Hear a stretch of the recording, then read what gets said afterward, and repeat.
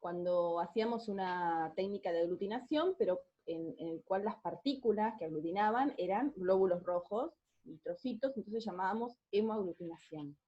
Teníamos de dos tipos, ¿sí? La hemoaglutinación directa y la indirecta. Cuando hablábamos de la hemoaglutinación, acá está. En la hemoaglutinación directa lo que íbamos a buscar era la identificación de antígenos que estuvieran sobre los glóbulos rojos, o sea, ya adheridos a los glóbulos rojos. ¿Sí? Entonces le íbamos a agregar anticuerpos, que eso es lo que ustedes hacen cuando hacían un grupo y factor. ¿Se acuerdan que estuvimos charlando sobre eso? ¿Sí? Sí. Esa era la directa. Cuando teníamos antígeno en los glóbulos rojos, si le agregábamos el antisuero reaccionaba con el antígeno que está sobre la superficie de los glóbulos rojos, y se producía una aglutinación de las células, o sea, de la aglutinación de glóbulos rojos. Y por eso veíamos... ¿Este reactivo es anticuerpo, dijo? ¿Antisuero? ¿Cómo, Gisela? ¿El reactivo que se le agrega es anticuerpo? Claro, claro. Por ejemplo, si yo quiero, para determinar grupo y factor, yo tengo que ver si en el glóbulo rojo hay antígeno A, antígeno B, si están los dos antígenos, o si no hay ninguno. Entonces, en ese caso yo tengo que agregarles los antisueros correspondientes. ¿Sí? El anti-A, como dice aquí, el anti-B, o el anti-AB, ¿sí? Y que entonces si se une el anti-A, si con el anti-A me produce aglutinación positiva, significa que ese glóbulo rojo tenía en su superficie antígeno A, lo que hizo que el anti-A se uniera, ¿sí? Sí. Cuando se une el antígeno con el anticuerpo, lo que ocurría era eso que habíamos visto en una diapo, me parece que aquí era esto de que se empezaba a unir, ¿sí?, el anticuerpo con varios glóbulos rojos, y entonces empezaba a formar una red. ¿Sí? Similar a lo que pasaba con la precipitación, nada más que ahora teníamos partículas en lugar de antígenos particulados en lugar de antígenos solubles, pero digamos cómo se produce la interacción es igual, ¿sí? Lo que hace es que se junten varias. Y después teníamos la hemoaglutinación indirecta, ¿sí? En la hemoaglutinación indirecta lo que vamos a buscar es ver si el paciente tiene esos antígenos en el suero, ¿sí? Ya no sobre los glóbulos rojos, sino busco antígenos en suero, ¿sí? Entonces lo que voy a hacer es que voy a tener que hacer como un paso más, ¿sí?, en esta técnica, donde lo que voy a hacer es como lo que veníamos viendo en los ensayos de competencia. Voy a hacer competir a este antígeno, que es el que está en la muestra de mi paciente, que está en suero, contra un glóbulo rojo que yo mismo pongo, lo compro, por ejemplo, glóbulos rojos de carnero, al que le adherí el mismo antígeno que estoy buscando. Entonces, si el anticuerpo se une al glóbulo rojo de carnero al que yo puse, porque se reconoció estos antígenos, entonces significa que mi paciente no tiene antígenos. Y entonces, si el anticuerpo se unió al antígeno de glóbulo rojo y se produjo aglutinación de glóbulos rojos, es decir, hemaglutinación dio positiva, la veo, significa que mi paciente no tenía antígenos. Si mi paciente tuviera antígenos, esos antígenos que no están pegados a una partícula, sino que son solubles, se pegan al anticuerpo, y entonces el anticuerpo ya, fíjense, no se puede pegar a los glóbulos rojos, por lo tanto la aglutinación es negativa, no veo aglutinación. Cuando no veo aglutinación, en la indirecta, lo que estoy diciendo es que mi paciente tiene el antígeno que estoy buscando. ¿Se entiende? ¿Sí?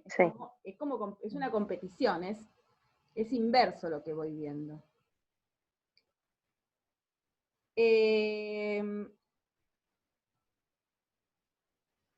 Habíamos visto, por ejemplo, que lo que podemos usar es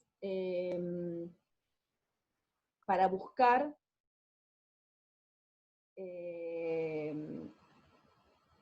antígenos, por ejemplo, de gonadotrofina coriónica humana, que es la hormona que se libera, que libera la placenta al comienzo de la gestación, y que entonces nos permitía ver si una mujer diagnosticar o determinar si una mujer está embarazada o no. Entonces una manera es esa, es hacerla por la hemoaglutinación indirecta. Yo ahí lo que quiero buscar son antígenos que están por ejemplo, en la orina de mi paciente, ¿sí? Que están sueltos, que no están unidos a ninguna célula, ninguna partícula. Entonces, y que están en muy poquita concentración, porque está al inicio del embarazo. Entonces, ¿qué hago? ¿Cómo hago para que sea más sensible esta técnica? Puedo hacer una hemoaglutinación indirecta. Utilizo glóbulos rojos de carnero, le pego al glóbulo rojo la hormona, gonadotrofina coriónica humana,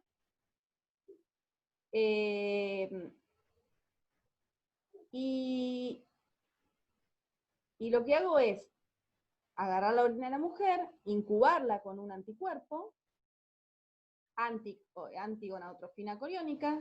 Si ese anticuerpo se une al antígeno de la mujer, cuando yo le ponga mis glóbulos rojos que tienen pegadito la gonadotrofina coriónica, no se van a unir al glóbulo rojo, porque ya se unieron al antígeno que estaba en la orina de mi paciente.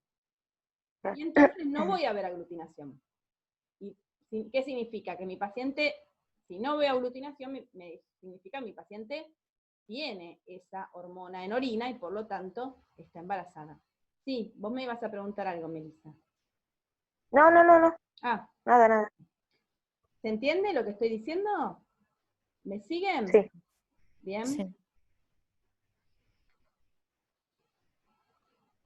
Bueno, esa aglutinación habíamos visto que podía ser cuantitativa, semicuantitativa, cualitativa, según cómo lo que tengan que determinar, ¿sí? Siempre que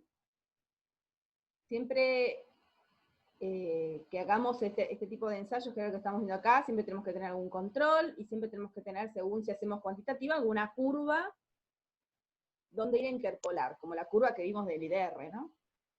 Sí. Después tenemos una prueba, que es esta, que es la prueba de Coombs, que es la que habíamos empezado a ver la clase pasada, que es para buscar justamente lo que llaman anticuerpos incompletos. Son anticuerpos que se pueden encontrar, lo podemos encontrar, cubriendo los glóbulos rojos, ¿sí? O también pueden estar sueltitos en el plasma. ¿Qué tienen esos anticuerpos? Que son anticuerpos que son inmunoglobulina G, pero que les faltan una parte, con lo cual no logran, por eso se le dice incompleto, no logran producir aglutinación. ¿Sí? O sea que si un paciente tuviera anticuerpos anti algún antígeno que estoy buscando, y esos anticuerpos son incompletos, cuando yo le haga la prueba de aglutinación, me va a dar negativa. Y me va a parecer que esa persona no tiene esos anticuerpos dando vuelta, y sin embargo sí los tiene. Entonces una de las técnicas que se les ocurrió es armar un suerito, un reactivo, que se llama reactivo de Coombs, que en realidad no es otra cosa que un anticuerpo anti-inmunoglobulina. ¿Para qué? Para que sea ese anticuerpo anti-inmunoglobulina, o sea, el suero de Coombs, el que se pegue a esos anticuerpos incompletos, que los reconozca como si fueran un antígeno, y entonces me desencadenen la aglutinación. Es una manera de poder observar, visualizar. Así como en el ELISA poníamos un segundo anticuerpo conjugado con una enzima para poder ver esa interacción, acá lo que ponemos es un anticuerpo completo, como el suero de Coombs, para detectar aquellos anticuerpos incompletos y poder realmente visualizar la reacción.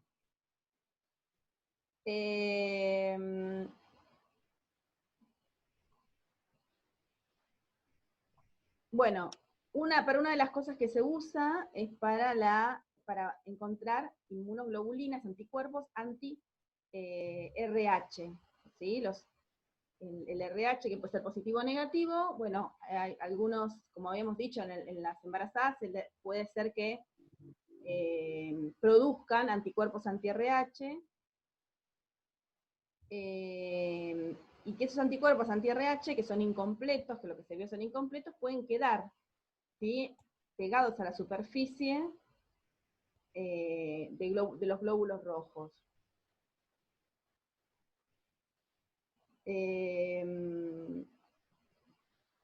¿Sí? Eso si estuvieran pegados. Si no están pegados, el suero de Kuhn no nos sirve para nada y tenemos que hacer una prueba indirecta. ¿Sí? Fíjense, acá están las dos diferencias de la prueba de Coombs, la indirecta y la directa. ¿Sí?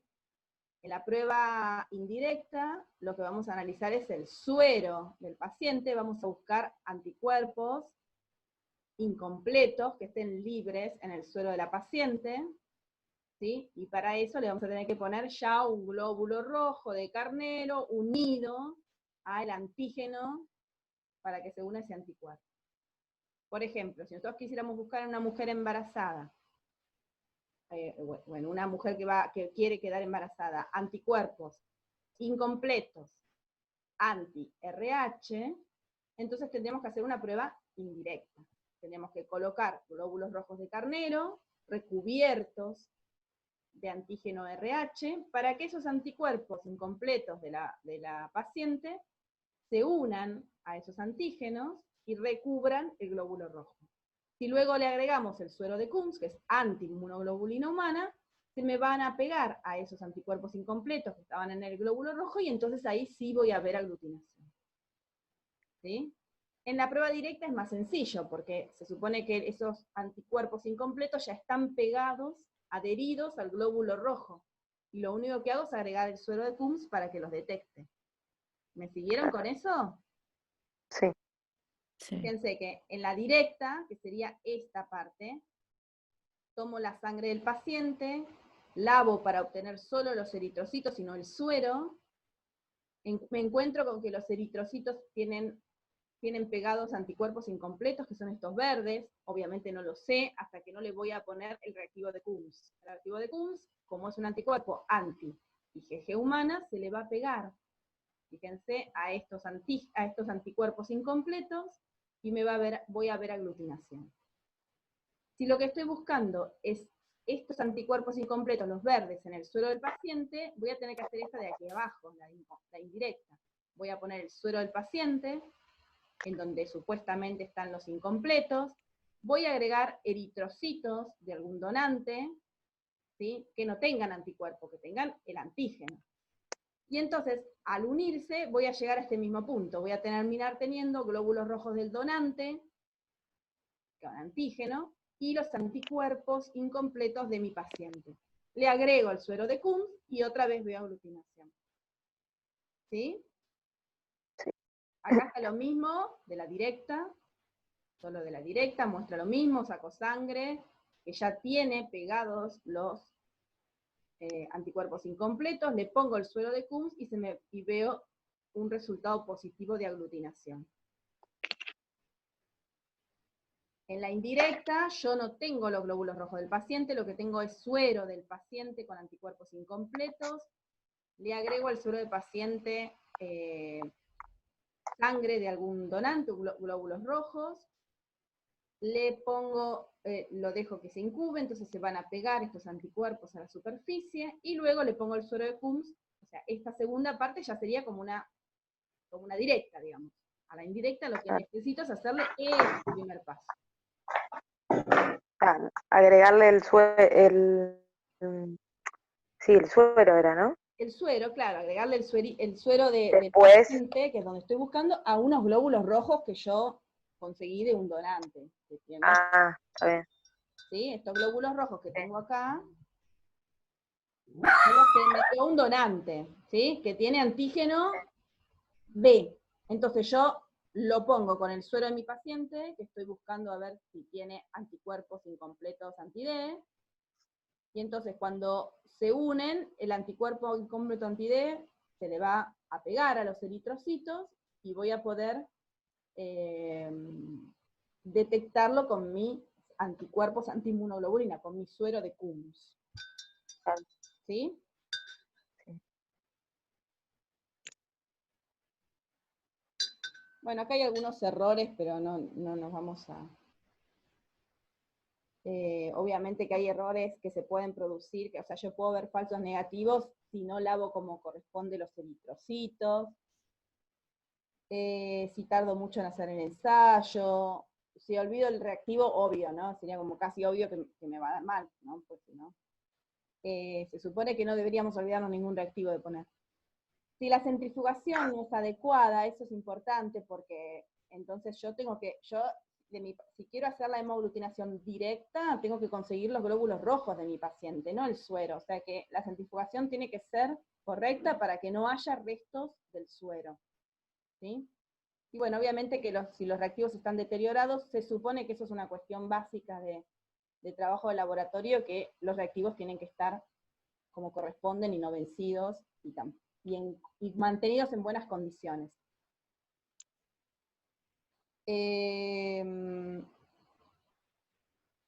Bueno, obviamente si la muestra está contaminada me pueden dar falsos positivos porque las células de la bacteria posiblemente aglutinen también, ¿sí? También lo mismo que si está mal lavado, el material tiene que estar muy bien lavado porque cualquier partícula me puede molestar en mi ensayo, ¿sí?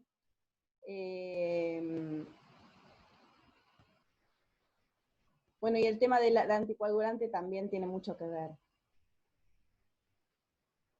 La reacción de inhibición es bastante similar a esto que estuvimos viendo, ¿sí? Se los muestro acá en el cuadrito porque me parece que es más fácil. Imagínense que yo estoy buscando si mi paciente tiene lo mismo que antes, pero, por ejemplo, un virus, ¿sí? Es lo mismo, es similar a lo de Coombs. Voy a ver si tiene un virus. Entonces, ¿qué hago? Voy a agregarle, voy a mezclar los eritrocitos, unos glóbulos rojos de donante o de carnero, con el virus. ¿Sí? Un virus que aglutina eritrocitos. Profe, no entiendo algo. Cuando dice, o sea, agrego eritrocitos de carnero o de, no entiendo, dice, de donante, ¿cómo? O no entiendo. No es de mi paciente. Pero los de, o sea, los de carnero con los del paciente o los de carnero con lo que dijo recién que no me acuerdo. O sea, si yo detecto, si yo quiero buscar algún antígeno que creo que está pegado en los glóbulos rojos de mi paciente, voy a usar los glóbulos rojos de mi paciente. ¿Sí? Ahí sería una directa.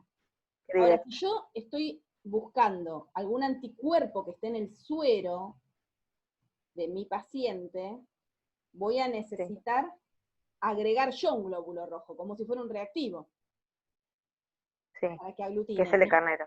Entonces ahí uso los de carnero, que son los que compro en el kiosquito, o puedo tener glóbulos rojos de donantes. ¿Sí? Si yo, o sea, puedo usar un glóbulo rojo de algún donante que yo sé que, por ejemplo, que no tiene, que es si necesito glóbulos rojos que tengan pegados antígeno D, voy a usar glóbulos rojos de un donante que sea RH positivo. Pero persona. ¿Se entiende? Lo uso como reactivo para que se le peguen los anticuerpos de mi paciente. Entonces acá agrego los de carnero primero. Claro. Y después los mezclo. Sí, vamos a ir leyendo paso a paso y listo, así después vemos el dibujito, miren. Esta reacción de inhibición lo que tiene de bueno es que es súper sensible, o sea, puedo encontrar cosas muy pequeñitas que de otra manera no las encuentro. Entonces, justamente es muy parecido a lo que vimos de Coombs, indirecta. Lo que yo voy a ver es en realidad que se inhiba el proceso de aglutinación. Eso va a ser un positivo para mí. Si yo veo aglutinación, es negativo. Si veo que se inhibió la aglutinación, que no se produjo, eso me está dando un resultado positivo. Yo quiero ver si existe, o sea, detectar un antígeno, el que sea, en mi paciente, en alguna muestra en mi paciente. Puede ser orina, puede ser suero. Entonces, ¿qué voy a usar? Voy a usar glóbulos rojos que estén unidos a ese mismo antígeno. ¿Sí? Esos glóbulos rojos que están unidos con ese antígeno se van a aglutinar cuando yo le agregue los anticuerpos. ¿Sí? Sí. Cuando yo le agrego después mi suero, ¿sí? El suero problema, el del paciente que estoy buscando, el antígeno ese, los anticuerpos van a ir a unirse al antígeno de mi paciente y no van a unirse a los glóbulos rojos. Entonces, ¿qué pasa? Esa aglutinación la inhibí, no se produjo la aglutinación. ¿Por qué? Porque el anticuerpo encontró antígenos solubles, o sea, antígenos sueltos en el suero de mi paciente. Y entonces no se unió a los que había pegados en los glóbulos rojos. No veo aglutinación, la inhibí. Entonces significa que mi paciente sí tenía el antígeno. Por eso es que si yo veo una aglutinación positiva, me está diciendo que ya no tenía el antígeno en mi paciente. Si veo una aglutinación negativa, significa que sí hay. Por ejemplo, esto, yo estoy buscando, se llama, a ver si hay otra mejor. Bueno, yo estoy buscando en mi paciente, ¿sí? ¿Quién me preguntaba? No, que había dicho si tiene un virus. Por ejemplo. Ahí Claro. estaba buscando. No, acá yo lo que voy a buscar es, por ejemplo, en este caso, es buscar anticuerpos. Esta específicamente es una reacción donde yo busco anticuerpos contra un virus. Por ejemplo, quiero ver si tiene anticuerpos coronavirus, ya que lo tenemos al coronavirus tan presente. Bueno, entonces, ¿qué voy a hacer? Yo sé que no es el caso de este virus, pero bueno, yo sé que es un virus que aglutina los eritrocitos. Entonces, ¿qué pasa? Voy a agregar el virus y voy a agregar glóbulos rojos, no de mi paciente, glóbulos rojos que compré, ¿sí? Que conseguí. Tipo El virus reactivo. se va a unir, va a aglutinar, ¿sí? Eso es lo que va a ocurrir, fíjense cómo pasa acá abajo, aglutina, y yo veo aglutinación. Pero ¿qué pasa si yo inhibo esto? Si yo evito que este virus produzca la aglutinación de los glóbulos rojos. Entonces no voy a ver aglutinación.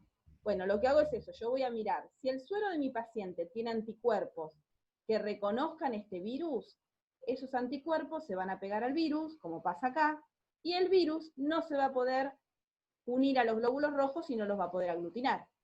Entonces, ¿yo qué veo? Yo veo una hemoaglutinación negativa. No veo hemoaglutinación. Fíjense que los glóbulos rojos quedaron libres. ¿Eso qué significa? ¿Que mi paciente tenía anticuerpos contra el virus o que no tenía? Tenía. Que tenía. Exactamente, tenía. Tenía anticuerpos, porque los anticuerpos se unieron al virus y no permitieron que el virus se uniera a los glóbulos rojos.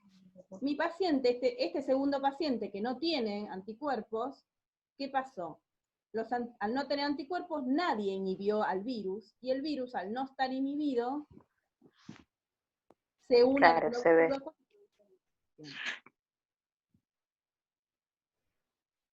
¿Sí? ¿Me siguieron? Más o menos. Más o menos. Sí, como que me perdí. Como que te perdiste. A ver, yo lo que intento... ¿Cómo es? Sí. ¿Cómo es si, o sea, se utiliza ese inhibidor para reconocer si tiene anticuerpos Claro, el paciente? el paciente, exactamente. Lo que hago es, no es que, en realidad, el inhibidor es el suero de mi paciente, porque si mi paciente no tuviera anticuerpos, el virus se uniría al glóbulo rojo y aglutinaría. Pasaría esto que está acá. ¿Sí? porque este virus aglutina glóbulos rojos. Ahora, resulta O sea que no es para cualquier virus, profe. no, Tengo no que es para saber que aglutina. No, claro, claro, es para son algunas pruebas muy específicas para algunas cosas. ¿Sí? Que aparte yo tengo muy bajita concentración, entonces necesito una alta sensibilidad. Bueno, pero no se vuelvan locas con esa inhibición. Es para que lo vayan sepan que existe también, por ejemplo, ustedes ahí en el apunte lo tienen, pero se utiliza estas de inhibición, por ejemplo, se utiliza para identificar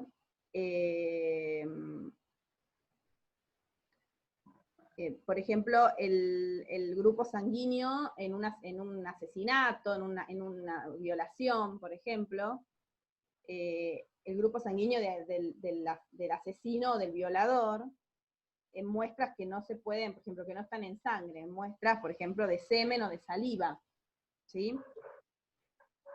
Eso es porque la cantidad que hay generalmente en una escena de un crimen por ahí es muy poquitito lo que se recupera, y entonces se necesita hacer esta prueba de sensibilidad, de inhibición. Para las otras cosas que se utiliza es, por ejemplo, para buscar restos de droga, ¿sí? En muestras, porque están en muy bajita concentración, ¿sí?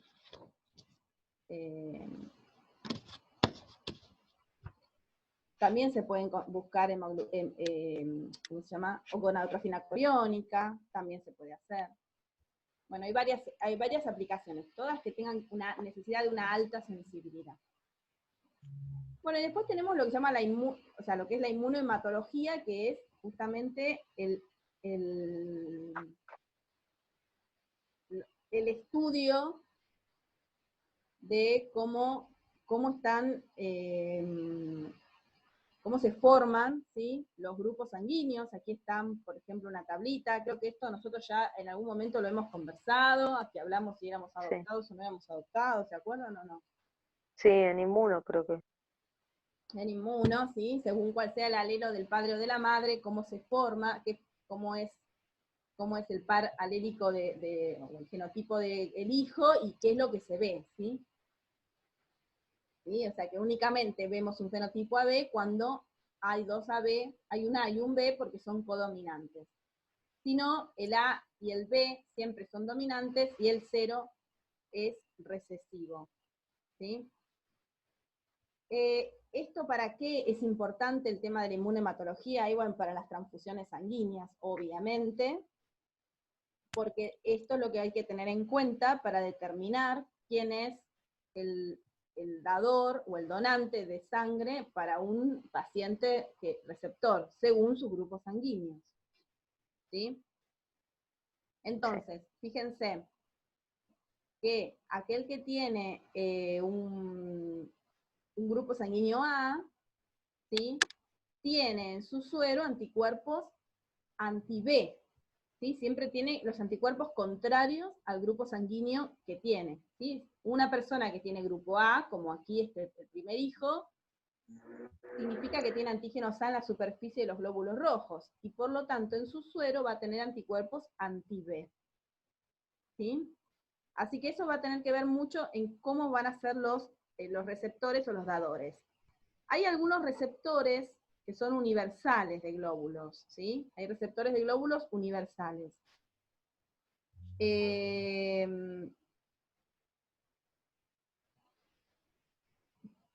Por ejemplo, una persona que tiene grupo AB, grupo AB, no tienen en su suero ni anticuerpos A ni anticuerpos B, ¿sí? ¿Se entiende? Sí. Entonces, esa persona no puede recibir cualquier tipo de glóbulos rojos. ¿Por qué? Porque su suero no va a aglutinar ninguno de los glóbulos rojos que reciba. Porque no tiene anticuerpos ni contra A ni contra B. Porque es AB. Si tuviera anticuerpos contra A o tuviera anticuerpos contra B, se aglutinaría a sí mismo. Estaríamos en un problema. ¿Se entiende esto? ¿Y en la superficie qué tiene? A El y B. AB. Ah, Los y- dos antígenos. bueno, Por eso es que no tiene ningún suero, es el suero que no tiene ningún anticuerpo, el suero de este paciente, ni anticuerpos contra A ni anticuerpos contra B. claro.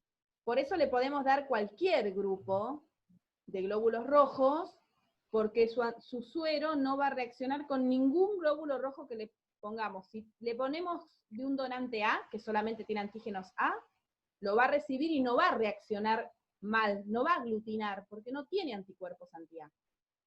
Y si le hacemos de un donante B, tampoco lo va a aglutinar porque no tiene anticuerpos anti-B. O sea que podemos darle tranquilos a un paciente AB glóbulos rojos de un donante A, de un donante B o de un donante 0. ¿Me siguen con eso? Sí. Sí. Bueno, del otro lado tenemos a quienes son los dadores universales. Nos queda menos de un minuto, nos volvemos a encontrar, ¿sí? Los dadores universales de glóbulos, ¿cuáles son? ¿Ustedes saben cuáles son los que pueden donar glóbulos en forma universal a cualquiera? El 0. El El cero. 0. Bien. ¿Por qué? Porque en realidad esos glóbulos no tienen ningún antígeno en su superficie. Por lo tanto, si yo le doy glóbulos de un paciente 0 a un paciente A, le estoy dando glóbulos que no tienen ningún antígeno en su superficie. Es decir, que los anticuerpos que tenga mi paciente A no van a reaccionar con los glóbulos rojos del donante, porque el glóbulo rojo del donante no tiene ningún antígeno en superficie. ¿Se entiende? Sí. Sí. ¿Sí? Bien.